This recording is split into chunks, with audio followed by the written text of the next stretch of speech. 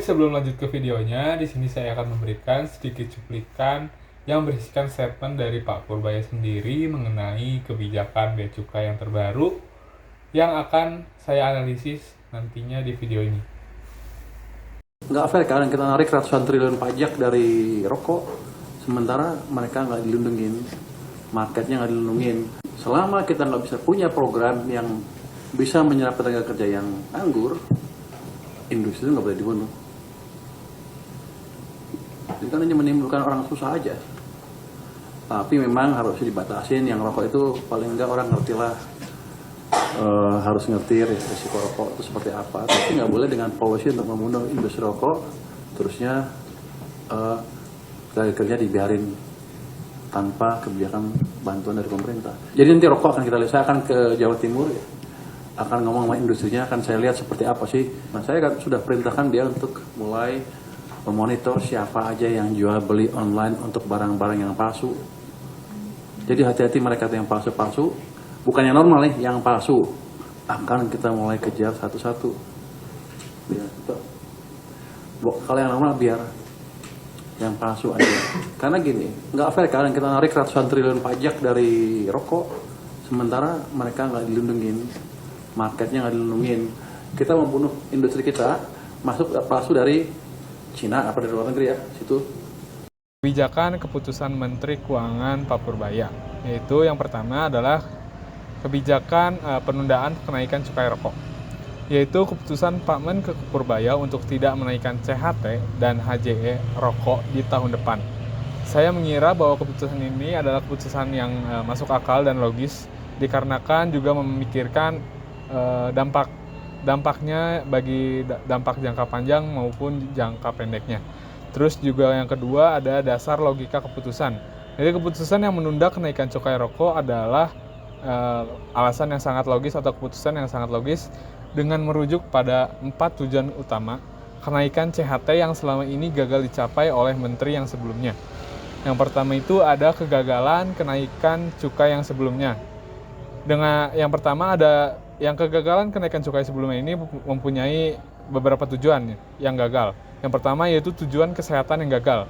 Kenaikan cukai yang masif dari tahun ke tahun dengan rata-rata 10,8% per tahun sejak tahun 2012 hingga tahun 2022 tidak menghasilkan efek yang signifikan dalam menekankan prevalensi perokok yang angkanya tetap stagnan dan terus melonjak gitu. Tujuan industri dan kesejahteraan juga yang gagal sejak tahun 2015 hingga tahun 2024 sebanyak 67.000 buruh rokok SKT atau sigaret kretek tangan yang kehilangan pekerjaan akibat tekanan regulasi yang berlebihan yang mengancam juga kepada kesejahteraan para pekerjanya. Yang kedua yaitu ada ancaman PHK massal dan ekonomi. Dikarenakan regulasi dari pemerintah yang dari tahun ke tahun semakin ketat sejak tahun 2012 hingga tahun 2022 berdampak pada industri yang tembakau, yaitu akibatnya tidak stabilnya keuangan dari industri tembakau tersebut akibat cukai yang harganya dari tahun ke tahun semakin melonjak naik.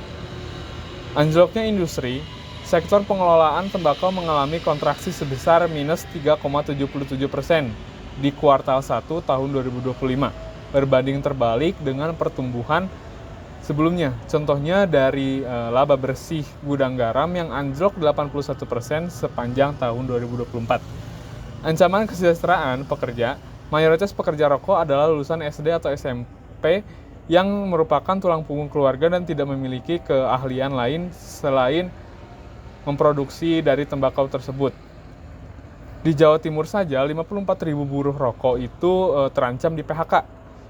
Yang ketiga ada kegagalan dalam mengatasi masalah rokok ilegal.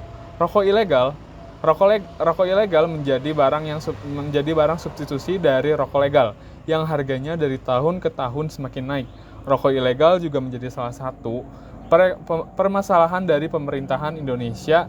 Maka dari itu Pak Menteri Purbaya juga menekankan agar pengawasan terhadap rokok ilegal itu semakin diperketat, sehingga menyebabkan beberapa kerugian bagi negara. Yang pertama itu peredaran rokok ilegal berpotensi merugikan negara sebesar 97 triliun rupiah yang membuat ruang fiskal pemerintah menyempit dan defisit APBN yang membengkak. Dengan kegagalan-kegagalan tersebut, Pak Menteri Purbaya mengeluarkan kebijakan, yaitu moratorium CHT.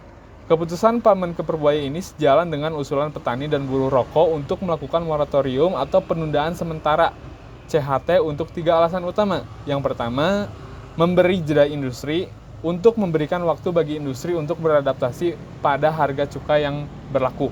Yang kedua juga mengurangi PHK massal, yaitu mengurangi potensi pemutusan hubungan kerja di tengah target pertumbuhan ekonomi 6-8%. Yang ketiga yaitu menjaga keberlangsungan industri dalam melindungi keberlangsungan industri sembako dan pekerja di dalamnya. Intinya, keputusan Pak Menko Purbaya itu merupakan alasan atau keputusan yang logis karena memilih untuk menjaga stabilitas industri padat karya dan melindungi jutaan pekerja, yang dimana nantinya juga dapat berpengaruh terhadap pertumbuhan ekonomi. Yaitu sembari menegaskan bahwa pengendalian konsumsi rokok seharusnya dilakukan melalui aturan yang tegas dan pengawasan yang baik, bukan hanya menaikkan cukai dari rokok itu sendiri. Dapat disimpulkan dari video statement Pak Purbaya dan video analisis yang saya sampaikan bahwa negara itu atau Menteri Keuangan kita itu yang sekarang itu sedang mengalami atau sedang mengejar perombakan dari bea cukai itu sendiri, dan bahkan ada berita terbaru yang mengancam bahwa Pak Menteri Keuangan kita itu akan mem-PHK 16.000 karyawan bea cukai atau bea cukai itu terancam untuk ditutup. Maka dari itu Pak Purbaya sedikit demi sedikit merombak atau mengeluarkan beberapa kebijakan baru yang dimananya dapat mengatasi dari masalah ekonomi itu sendiri. Terus juga dari video yang disampaikan tadi sama Pak Purbaya juga menyatakan bahwa yang pertama, negara itu mempunyai rasa tidak adil terhadap pasar atau market dari industri rokok itu sendiri, dikarenakan negara menarik secara besar-besaran gitu tarif pajak yang dikenakan kepada industri-industri rokok, tetapi negara sendiri tidak melindungi atau tidak memiliki kebijakan dalam mengatasi masalah-masalah yang ada gitu. Terus juga program yang tidak menghapuskan pengangguran gitu, yang dimana jika semakin ketat atau semakin ketat negara menarik pajak, semakin besar negara menarik pajak terhadap industri rokok, malah justru bisa menjadi pedang bermata dua gitu. Bisa meningkatkan perekonomian atau kebalikannya, yaitu menurunkan perekonomian negara kita itu sendiri, yang dimana nantinya bisa menjadi ujung tombak dari perekonomian Indonesia gitu.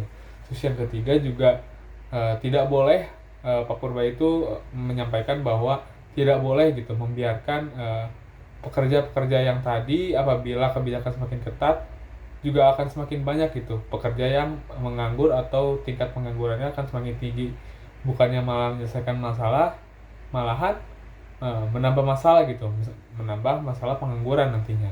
Terus juga Pak Purbaya tadi juga mengatakan akan menindak tegas gitu rokok ilegal, dan mengatakan akan dikejar satu persatu, yang dimana di sini merupakan salah satu langkah yang sangat tegas yang disampaikan oleh Pak Purbaya sendiri mengenai rokok ilegal gitu.